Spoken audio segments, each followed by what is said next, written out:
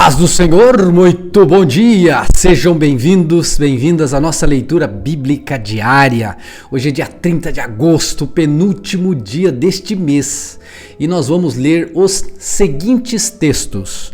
Jó, capítulo 34, versículo 1, até Jó, capítulo 36, versículo 33.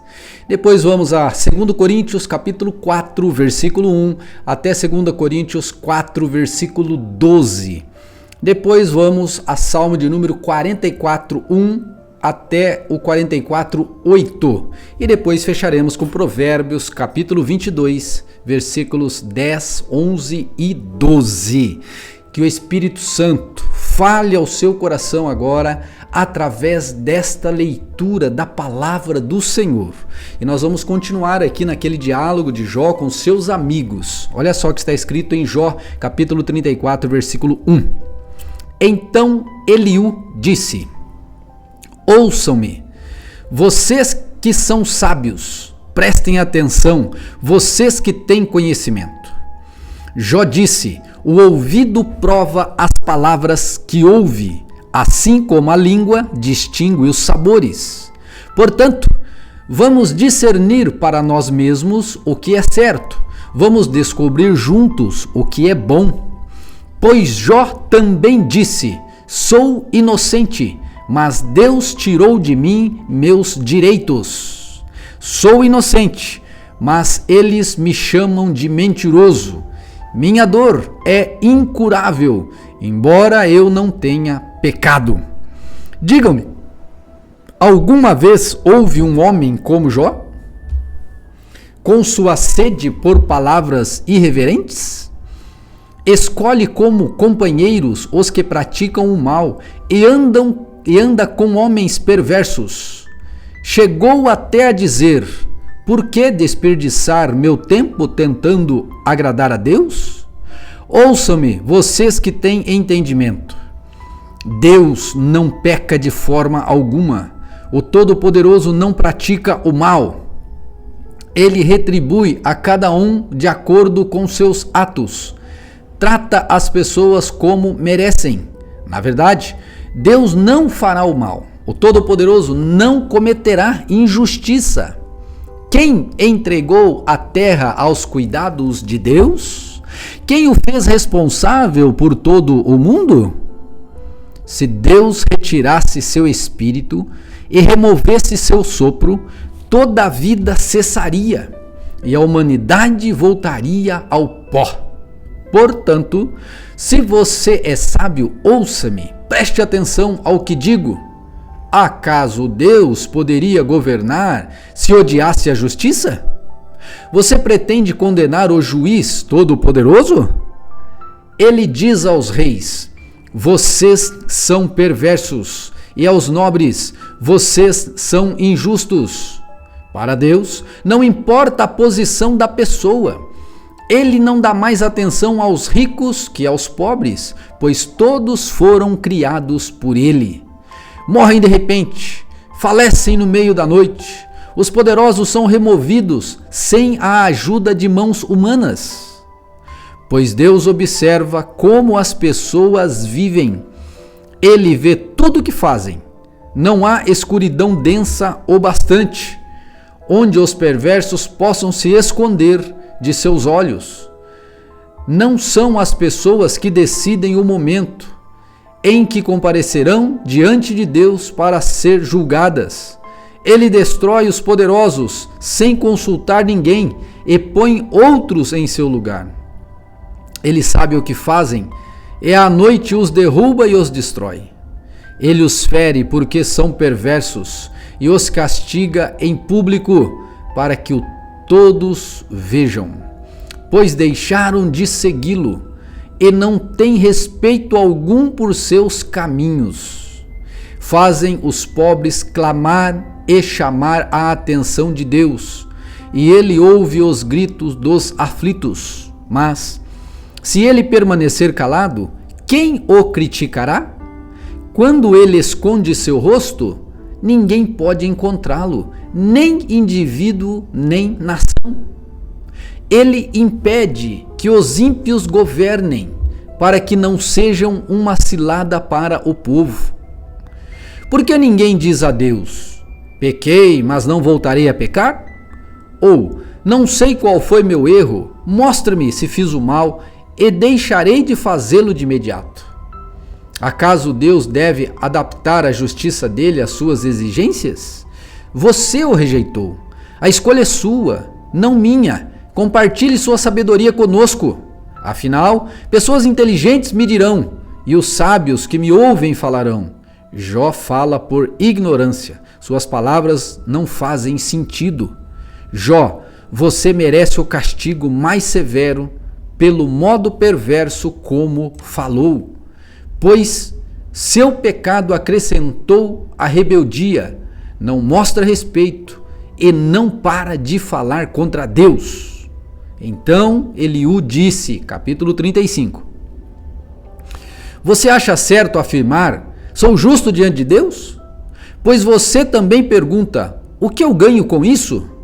Que vantagem há em não pecar? Responderei a você e a todos seus amigos: olhem para o céu e vejam as nuvens lá no alto, acima de você. Se você pecar, em que isso afetará Deus? Mesmo que você peque repetidamente, que efeito terá sobre ele? Se for justo, isso será um grande presente para ele. O que você tem para lhe dar? Seus pecados só afetam gente como você. Suas boas ações só afetam outros humanos. As pessoas clamam por socorro quando oprimidas, gritam pedindo ajuda sob a força dos poderosos. E, no entanto, não perguntam: onde está Deus, meu Criador, aquele que me dá canções durante a noite? Onde está aquele que nos torna mais inteligente que os animais e mais sábios que as aves do céu? Quando clamam, Deus não responde por causa do seu orgulho e orgulho dos maus. É errado, porém, dizer que Deus não ouve e afirmar que o Todo-Poderoso não se importa. Você diz que Deus não vê, mas espere, Ele lhe fará justiça. Você diz que Deus, em sua ira, não castiga os pecadores e, portanto, não faz sentido caso da perversidade. Você não sabe o que diz Jó, fala como um tolo. Eita nós, capítulo 36, o homem continua a falar, hein? Eliú continuou a falar: deixe-me prosseguir e lhe mostrarei a verdade, pois ainda não terminei de defender a Deus. Apresentarei argumentos profundos em favor da justiça de meu Criador. Digo somente a verdade, pois sou homem pleno de conhecimento. Deus é poderoso, mas não despreza ninguém. Ele é grande em força e entendimento. Não permite que os perversos vivam, mas faz justiça aos aflitos. Observa atentamente os justos, coloca-os em tronos como reis e exalta-os para sempre. Se estão acorrentados e amarrados com cordas de aflição, ele faz que vejam o motivo, mostra-lhes que pecaram sendo orgulhosos, chama-lhes a atenção e ordena que se afastem do mal. Se obedecerem a Deus e servirem a Deus, serão abençoados com prosperidade e vida inteira. Todos os seus dias serão agradáveis. Se, porém, não o ouvirem, serão atravessados pela espada e perecerão por falta de entendimento. Pois os ímpios são cheios de ressentimento. Mesmo quando Deus os castiga, não clamam por socorro. Morrem em plena juventude, depois de desperdiçar a vida em imoralidade. Mas, por meio do sofrimento, Ele livra os que sofrem. E por meio da adversidade obtém sua atenção. Jó, Deus também quer afastá-lo do sofrimento e levá-lo a um lugar onde não há aflição. Por quê? Ele quer, Deus, pôr em sua mesa as comidas mais saborosas. Você, porém, insiste em saber se os perversos serão julgados. Só consegue pensar no juízo e na justiça. Tome cuidado para que a riqueza não o seduza. Não deixe que o suborno o leve a pecar. Acaso toda a sua riqueza ou todos os seus grandes esforços poderiam guardá-lo da aflição? Não deseje a proteção da noite, pois é quando as pessoas serão destruídas. Fique atento, afaste-se do mal, pois Deus enviou este sofrimento para guardá-lo de uma vida de maldade. Deus é muito poderoso. Quem é mestre como Ele? Ninguém pode lhe ordenar o que fazer, nem lhe dizer, agiste mal. Você deve sim dar glória a Deus por suas obras poderosas e entoar cânticos de louvor. Todos viram suas obras, ainda que apenas de longe. Deus é tão grande que não podemos compreender. Não há como calcular os anos de sua existência. Ele faz a água subir como vapor e depois destila esta em chuva. As nuvens derramam a chuva e a humanidade toda se beneficia. Lindo isso, né? Quem pode entender a extensão das nuvens e o trovão que ressoa do céu? Deus espalha relâmpagos em volta de si e cobre as profundezas do mar. Com esses atos poderosos, governa os povos e lhes dá comida com fartura. Enche as mãos de relâmpagos e atira cada um em seu alvo. O trovão anuncia sua presença e a tempestade sua ira indignada. Olha só, hein? Vamos agora lá no Novo Testamento, que amanhã nós vamos continuar essa leitura aqui, vocês vão ver a hora que Jó voltar a falar. Como é poderoso esses últimos capítulos de Jó. 2 Coríntios capítulo 4, vamos lá.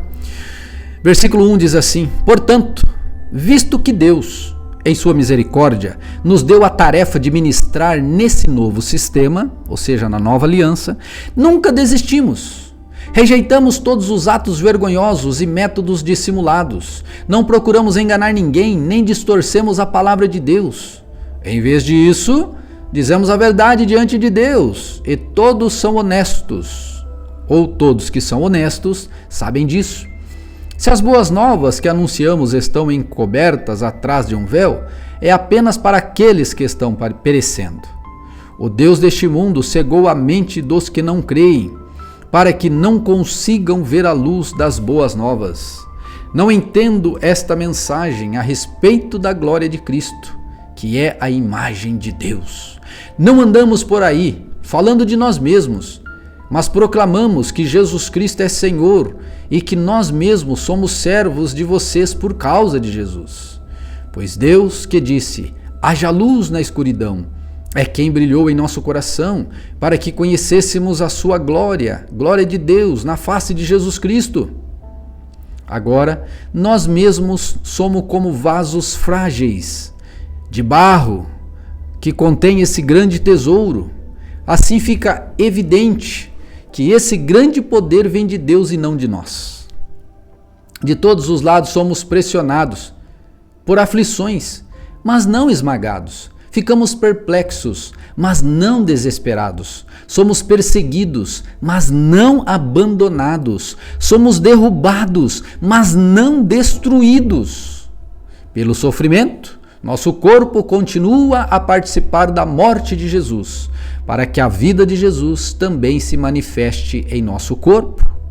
Sim, vivemos sob constante perigo de morte, porque servimos a Jesus, para que a vida de Jesus se manifeste em nosso corpo mortal. Assim, enfrentamos a morte, mas isso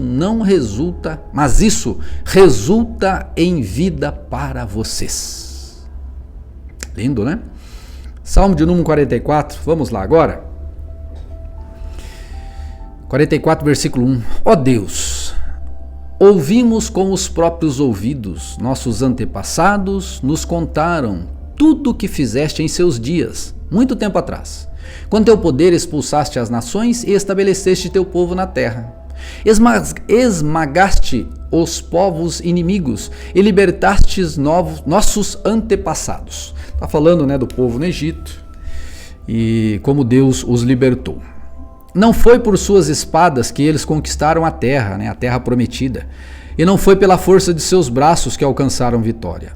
Foi pela mão direita de Deus e pelo teu braço forte, pela tua intensa luz do teu rosto. Foi por causa do teu amor por eles. Tu és meu rei e meu Deus, decretas vitórias para Israel. Com teu poder afastamos nossos inimigos, em teu nome pisoteamos nossos adversários. Não confio em meu arco, não conto com minha espada para me salvar. Tu nos concedes vitória sobre nossos inimigos e envergonhas os que nos odeiam. Ó Deus, o dia todo te damos glória e louvamos teu nome para sempre. Aleluia! Vamos fechar com Provérbios, capítulo 22, versículo 10 até o 12. Mande embora o zombador, versículo 10. E cessarão as brigas, não haverá mais contendas nem insultos. Quem ama o coração puro e fala de modo agradável, terá o rei como amigo. O Senhor preserva aquele que tem conhecimento, mas frustra os planos dos desleais. Gente, esta é a palavra de Deus para o dia de hoje, que ela possa ter falado ao seu coração, em nome do Senhor Jesus. Compartilhe, deixe o seu like, o seu joinha, em nome de Jesus.